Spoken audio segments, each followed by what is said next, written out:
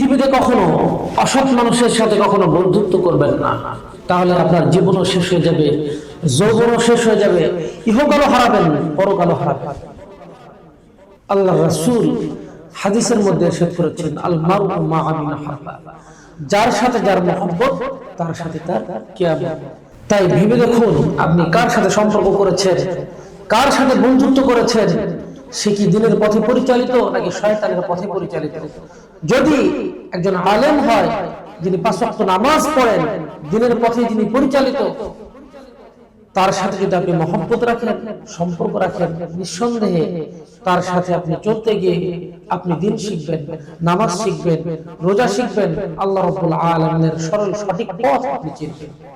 আর যদি অসৎ লোকের সাথে, একজন সুদখোর, একজন ঘুষখোরের সাথে যদি আপনি বন্ধুত্ব করেন, ওই সুদখোর, ঘুষখোর আপনাকে ওই সুদ খাওয়া শেখাবে, ঘুষ খাওয়া শেখাবে, শয়তানি বদমাশি করা শেখাবে এবং আপনাকে জাহান্নামের পথে সে পরিচালিত করবে। এজন্য আসুন আমরা বন্ধু নির্বাচনের ক্ষেত্রে খুবই সতর্ক হই, আমাদের ইহকাল এবং পরকাল রক্ষা করি, যাতে করে আমরা ইহকালেও আমরা শান্তি থাকতে পারি এবং পরকালেও নাজাত পাই। আসুন আমরা সঠিক বন্ধু নির্বাচন করি।